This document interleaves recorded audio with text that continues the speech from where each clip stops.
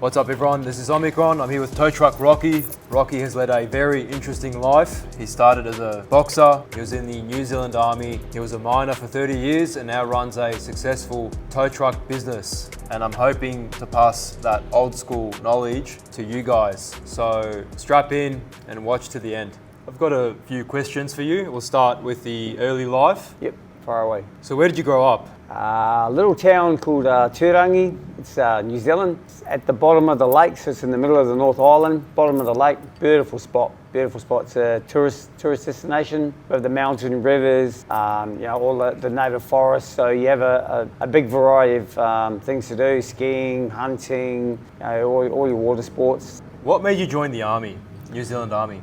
I've always loved tanks. Always loved tanks. That's one of my regrets actually, because my cousin had been in the army. He went as a grunt, like a soldier, and he goes, "Nah, don't do that. Go as a grunt. Go as a grunt." I went, "Oh, but I like the tanks." He goes, "No, go as a grunt." So I went as a grunt, and it was my biggest regret. Yeah, seeing the tanks going past when we're doing 12-kilometre force marches, and I'm like, should have gone the tanks. But yeah, what do? It is what it is. Yeah, so yeah, just wrong choices. So yeah, whenever you make a choice, make sure you make the right one, pretty much. But yeah, it did me good though. It did me good, Chris. Would you recommend young men join the army these days? Definitely. I think it should be compulsory.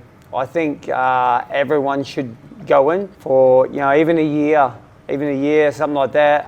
All the generation when they turn 18 or 16, whenever you can leave school, I think it should be compulsory. It gives you so much. It changes you. It changes you. Depending on the army you go in, I'm guessing, but it changes you. I come out a different person in the army with the discipline and the fitness level, everything like that. I think it's awesome. I think, and from what we see today in the generation and the youth, I think it should be compulsory. The youth this day is not all. To me, it's shocking. Yeah, shocking. Shocking, yeah. Because if you see, discipline just isn't there with, it's not. It's unfortunately not. With the young generation, but doesn't mean that they're a lost cause. It's just they have to. They need a lot of guidance. That skill. A lot of guidance these days, and if your parents aren't there to guide you, then you don't really have anyone else. You know what I mean? So it comes back to your parents, like anything. It comes back to growing up. What you put into something is what you're going to get out of it. Pretty much, you know what I mean? It's like a dog. You make it sit in the corner and don't spend no time. Well, you expect it to come and eat and jump over a fence and play tricks. Not going to happen. You know what I mean? So same when your kids are growing up, you put the time into them, your discipline, respect, all that sort of stuff. You get that in there, you're going to have an awesome kid. It's like anything. So what did the army teach you about being a man? Army's about respect, a lot of respect in the army. Discipline is the army. I was in the New Zealand Army, trained in Waiouru, hardcore. In the mountain, a lot of fitness and discipline was huge. So if you're going to go in there and you think you're going to play up, got news for you, it's not going to end well. The fitness was extreme, the discipline was extreme. So if you've come from troubled water sort of thing, you're going to come out a completely different person because that will change you. There's no going in and thinking you're going to come out the same as what you were. It's not going to happen. For sure. Not going to happen because you sign that document, you're theirs. You're theirs, that's it. So yeah, but well worth it. You learn a lot of skills you can learn, and it sets you up for life. It gives you that discipline and respect level that you'll never lose. 100%, yeah. And were men tougher back in your day? Definitely, I think, definitely. Yeah, we got brought up hard. I was born in the 70s, 80s, awesome era, 80s. I think the best era, to tell you the truth. The music, how we dressed, you could go down the street, never a problem. Now you get in the street, you're either getting shot or stabbed. There wasn't that sort of thing. Mind you, we got brought up in a hardcore town. So, there's always fighting and there was violence, and stuff, but a different type of thing, it's just a different way of growing up, but definitely tougher. I look at this generation and they wouldn't survive. They wouldn't survive in the 80s, no way, no. We had no technology, we don't have mobile phones. Yeah. We had to get up and turn the dial on the TV, no remote. So you had to do everything back then. Now they just push it, they're lazy, and that's where the generations change so much because they're making you lazy. Imagine if you took everything away from everyone these days. The place would fall to pieces. What would these kids do without phones and computers and everything? They're not going to go and read a book. You raise a good point. You know, so that's where it's all changed. We had to grow up with, you know, nothing. A book, we had to find out whose phone number through a book of 5,000 million, you know, numbers, and there was no here it is, 2 seconds. You had to get a map book and open where you're going, you know, and half the time that was come out every year. So the streets, time you got a new one, oh, there's a new street, you know, so different altogether. I remember when we had the Nokia brick phones when I was just growing up in high school. You know, we didn't get iPhones until, 2012, 2013. So I can sort of maybe relate. I remember calling my friends on the home phone. We had the dial phone, which makes me laugh because you ring 000. That was the longest number to ring, which makes me laugh. And then when we got the square phones with the push buttons in it, that was like Christmas. That was like, wow, technology. And that was a basic push phone. So yeah, things have changed. But I had to laugh with the 000, the longest number to go around and come back. And that was for emergencies, so yeah. So life in the mines. The mines, yeah, I started mining early. My dad was a miner, so I actually went underground 1975. So 5 years of age, I was the youngest kid to go underground, as far as I know. And wow, things have changed since then, like hugely. So I was sort of, you know, I was in the bloodline, I guess. And just from what I've seen, I didn't really go, hey, I want to become a miner. That wasn't not on the cards. But somewhere along the line, you know, it's like, oh, I'll go mining, got to make money. So I went, oh, well, we'll give that a try, and that's what I did. And I spent a lot of years mining, a lot. So what kind of mindset does it take to be a miner? Look, you can come from all walks of life. It's like anything you do. It's like, gee, what does it take to be a security guard, or what does it take to be a fireman, you know? Maybe not a fireman, that's a little bit different, slightly different, but look, you start from the bottom and you work your way up like any job. You know, you want to be a plumber, you've got to start digging holes first, same sort of thing, you know. Mining, you've got to start at the very bottom as a shit kicker, then you start developing up to a real miner like I was. We're handheld miners, so we're air leg miners, which is classed as a true miner. Hardcore, hard, heavy, dangerous work, very dangerous. I've got no idea about mining, so it's interesting to hear about to the do experience. It. Yeah, I'd like to even hear about what you went through. I did near on 30 years underground, so seen a lot. See it change, you know, from back when my dad was doing this all gelignite and dynamite. Then we went to they phased that out. Then we went to power gel, you know, ampho, icenol, things like that. But we still had fuse back then. And then we went from fuse to electric. So, you know, changed, diverse, got better, more safer. Yeah, so and a lot of systems, a lot of people died back then. My dad was a tunnel miner, which is hard rock, and same as what I've done.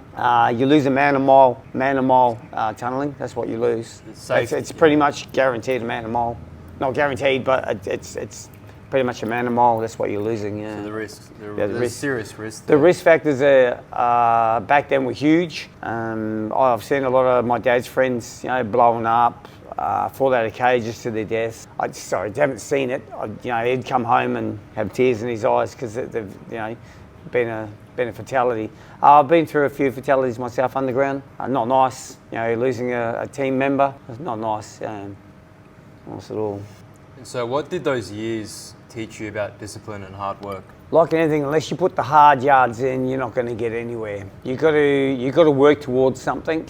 So I started off at the bottom. I started off diamond drilling. I did rab drilling, which is surface.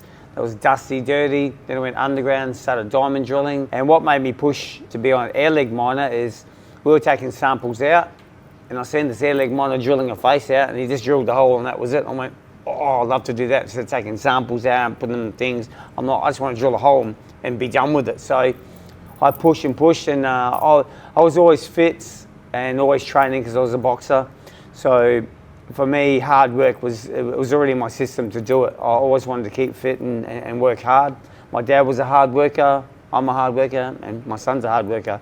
So it's built in your system. If you're lazy in that, well then that's what you're going to be. You know, pass on as well. You pass knowledge on and stuff like that. There's a vast amount of people, all different areas. So it's not like you do a job where there's a couple of people. A mine's huge, underground's huge. It's a different world down there altogether. Different world. Different world. People don't realise what it's like down there. They think that it's cold and things because you're literally in a cave. But the further down you go, the hotter it gets. I've worked in mountains. I've worked in all areas of mining, all metals, all different metals, mining. So yeah, done a lot. It's very interesting. I'll never understand that lifestyle, and you wouldn't unless you go down there. You'll never know what it's like. It's just different. I don't really know what people sort of think what it's like, to tell you the truth. Some people, when you're going down in the cage, that cage is dropping. It's dropping. Sometimes I think the rope's cut off.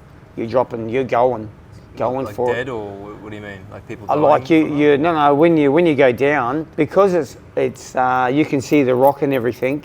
It gives you a different feeling, I should say. When you go and live in the city, you don't see nothing, so you're just going down. So you don't you're not focusing on anything, you're just going there. But when you're going down and you're seeing lights and things and flashes and the rock's there, and because the air gets sucked down the shaft for ventilation, you go from freezing cold to hot as, and I'm talking, you're getting windburn and things like that when you get down the bottom. It's insane. We go like a long way, yeah, and you're dropping quick. So I heard you mention that you own a tow truck company. Originally, I was towing back in the 90s. I had a chase truck back then. I loved the job. I was going one day to the market somewhere and an accident happened. I seen these trucks rocking. I looked at the trucks and I went, geez, they're pretty cool because they were, short, stocky, V8s. And I went, oh, they're mad. And when I seen the accidents, and I went, oh, that's, a bit of a buzz.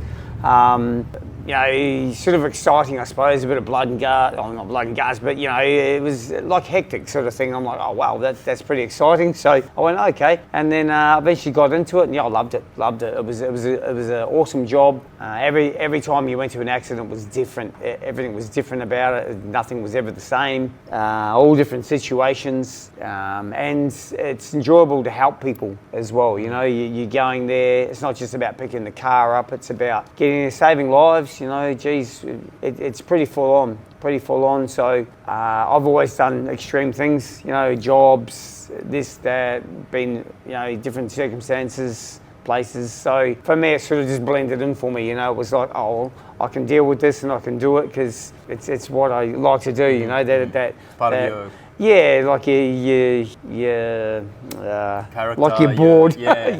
yeah. Sort your of internal inbuilt, board. It's like inbuilt. Yeah, it is. Yeah. Okay, so what lessons from the army and mining helped you in this business? That you gotta get up every morning and go to work, especially as a business owner. If you've got employees, you have to lead by example. You can't be lying in bed and expect them to be out working, and you've got to be at the top all the time. You've got to have structure. So with the army, with the discipline, if you haven't got discipline, structure, all them key things for a business, you're going to start failing in areas. So you have to have a lot of key components. You start taking that key components, it's going to start crashing. So since I've been young, when I went in the army and boxing and that, I've always had that discipline of you got to keep going. Everyone goes, oh, I've had enough and fuck this and whatever. But you pick yourself up and you just carry on, because if you don't, you're just going to lose everything and you're just going to fail miserably. So there's no one else going to help you in this world. You got to help yourself. It's very true. That's just how it is. Yeah. It just like the army, like if you weren't running this, that, you got your ass kicked. So same with growing up. Back then you got your ass booted or smacked around the head. Nowadays you can't even tell a kid off because oh geez. Yeah. You're going to go to fucking jail. Very soft, sort of society. It's a soft society, Yeah. totally soft, Yeah. totally different. Here's one. So what advice would you give to young men who feel lost or lazy? Laziness comes in yourself. That's totally in yourself. Someone can't make someone lazy. That's just in yourself. You can do anything. really, you can do anything, to a point. You can do pretty much anything you want. Your brain, everyone's got a brain, everyone's got a body. What you're telling your brain is what you're telling you to do yourself. So if you go, I don't think I can really lift that, and don't try to lift it, you'd never fucking know. So you go, fuck it, I'm going to give it a try, and you lift it and you go, well, I did lift it, you know what I mean? So, you've got to, if you want something in life, you've got to go for it. You can't be sitting on the couch, playing video games and doing fuck all, watching movies. Yeah. You want to get somewhere in life, you've got to get out and you've got to chase it and get it, A boss, when you go there, if you're like, blah, I can't be boss, he's not going to take you on. No one's going to take you on. He won't take you seriously. No. But you go, fit, healthy, keen, whatever, they're going to go, yep, we'll give you a start, And we'll give you a chance as well, maybe. It's all about attitude, how you present yourself, things like that. But yeah, you'll get nowhere being a couch potato. Nowhere at all. So it goes back to the army, discipline, respect, you know what I mean? It all is a combination. If you have that inbuilt in you, then you'll go far. You'll always will. And you can't just give up on yourself. I chuck the towel and sometimes I go, fuck this, but I know myself I can't do it because I'll lose my business. So I'll go, fuck nah, and then, I'll carry on. So it's about, it's about discipline in yourself. It really comes back to that. You know what I mean? That's right. That's the foundation. Really. It is. It's exactly that. Like, training. If you want to win a fight, you got to train to win. You can't go in there going, I'm going to lose. You're going to fucking lose. Doesn't matter how you're going to lose. You already got the mentality of I'm going to lose. So you got to go, I'm going to fucking win. I'm going to win. The only thing, like in the ring, there's two fighters. One's got to lose, one's got to win. So it comes down to training, discipline. Same thing. All comes back to that same shit. And fighting generally, I lost a few fights and this and that. It comes down to fitness. Fitness was a massive key. The fitter guy generally won, and then it comes back to experience as well. So if you've got someone, might be a bit fitter, but if you've got experience, then the experience is going to override that. But then if you've got pretty well matched, generally, unless you get a lucky shot, the fitter guy will generally win because the other guy will wear down. Once you start wearing down, dropping your hands, like anything in business, you crumble. That's it. Game over. Yep. You can't hold your hands up no more. The other guy's going to start pounding you. Saw a weakness and took the shot. Took the shot, yeah. Okay, so we're in part 5. What do you think makes a real man today? Someone that doesn't talk shit, right? That's a big thing. You get all these people, blah, blah, blah, blah, blah, blah, blah, blah, and you're like, really, what the fuck? If you're going to talk the talk, then fucking walk the walk. Simple as that. And that's a massive thing, And they're talking bullshit because you're going to get caught out for sure. There's always, when you go in the ring, you got to think there's always someone out there that's going to train harder and beat you. If you want to be at the top of your game, you got to fucking train for the top of that game. You know what I mean? So, if you're going to do something, do it. You know what I mean? Don't fucking talk about it. Get in there and do it. You get all these young guys, they blah, blah, blah, blah, blah, blah. And then when it comes to the fucking crunch, they're running. They crumble. They crumble hard, yeah. So be true to yourself. You know what I mean? If you can't do that, then fucking say you can't do that. Don't fucking talk shit about fucking, I can do that, and then, I can't do that. Comes back to that. The old school saying, man, don't talk the talk unless you can fucking walk the walk. Simple as that. That's it. Hard out. So if a 20-year-old guy was watching this right now, what would you tell him? Follow your dreams, definitely follow your dreams. Don't have regrets because you regret it all your life. So if you go, I want to do that, I want to do that, I want to do it, fucking do it. Don't let people go, don't do that, don't do that, don't do that. I'm talking, obviously if you're going to jump off a fucking building and try and jump in a pool or two, you're going to hurt yourself and fucking kill yourself. But in reality, if you go, hey, I want to be a lawyer, it's going to be hard. Hey, if you want to be a lawyer, fucking do it. Study, do it. You're the only person that's holding you back. You're your own worst enemy. Everyone talks about shit, but they don't put it into place.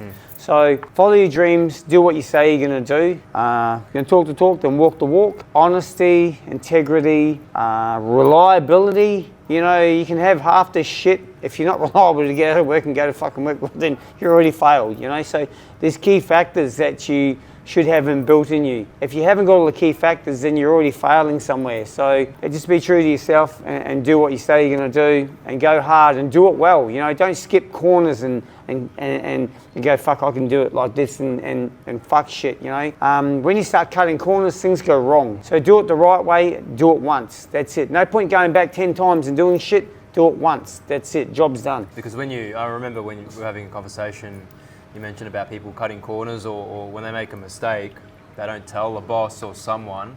and then it gets found out later on. Yeah. And you So make an even bigger problem. It's no point lying and bullshitting because you're going to get caught out. You're going to get caught out. Trust me. You'll get caught out. Any fucking thing you do and you bullshit about, it'll come back in a circle and fucking bite you. So just be honest. You fuck up, you fucked up. That's it. You know, no point hiding it, trying to get away with it. Just be honest. A person will treat you fucking up here. If you just come up, yeah, you might lose your job or whatever, but he'll respect you more if you come up and say, look, I fucked up, I've done this. You know, like me, if someone comes up and says, fucked up, okay, you fucked up. Might cost you, let's say you did something, whatever. If it's, you know, if it's not intentional and it's a genuine fuck up, oh, well, you fucked up. You'll learn from it. Everyone learns from fuck ups. You can't go through life without fucking up. Everyone fucks shit up. Everybody. And I'm talking everybody. There's nowhere in this world you can tell me there's no one that's fucked up. That's bullshit. And whoever says, oh, that's not true, you're a fucking liar. All right? Everybody fucks up. So be real to yourself and be true to yourself and fucking well tell the truth, you know? Because you'll get caught. 100%. 100%. I've messed up many times in my life, and you know, I've done my best to learn from my mistakes. So that's the only way you learn is from mistakes. Like, you know, I'm still making mistakes. Just made one before. Just in my business, but you learn from it. You go, fuck, I'm not going to do that again. You know, everyone, you're climbing a ladder, you slip a few things. You climb up, you slip down. You eventually get to the top. You got to. Because you're learning, and that's why you ask older people. You know, you get someone in their 70s, got all this shit. You go, how did you get that shit without losing all this shit? And you ask him, you go, how did you do it? Oh, I did this, I made fucked up here. You go, oh, okay. And when you go to do it, you go, fuck, remember that old guy said he fucked up? I'm not going to do that. You know what I mean? That's how you learn. That's why people, they read books. Yeah. You know, you learn. I was never read books. My sister did. She's quite smart. Not as clever as me, though. If you could go back and talk to your younger self, what would you say? I would say I wanted to be a fighter. That's all I wanted to be. I trained. I got screwed from a manager and promoter and shit, and it crushed me. I had a guy that just screwed me totally. I lost all my money, and I went, you know what, fuck it. And I got so high and did so well, and I chucked it in. Which I regret. So that's what going back. Don't have regrets and follow the truth. Everyone falls. You know, not everyone climbs the ladder and gets to the top. And when you do, don't think you're that fucking smart because it's a long way to fall. And I've seen people do it. So, you know, get there, be happy and respect other people. They're climbing the ladder like you, like everyone else. Get experienced people, they'll tell you, you know what I mean? It's like underground. You start here, you don't treat that guy like shit. Because you take one person out of the element, nothing works. You know, he might be a shit kicker, but you take the shit kicker away, he's delivering stuff to the main guy. If he hasn't got his shit, he can't do his job. And it works all the way down. So in a group, you're a team. It's a team effort when it's like that. And in any job where there's more than one or two, it's a team effort. So the team's got to work together, otherwise you pull one out, it fucking fails. Yeah. Well, that's it, guys. I think we've grilled him enough. Yeah. I appreciate the interview, Rocky. All good, my brother. Appreciate it, my man. All good, man. All right, we'll cut it there.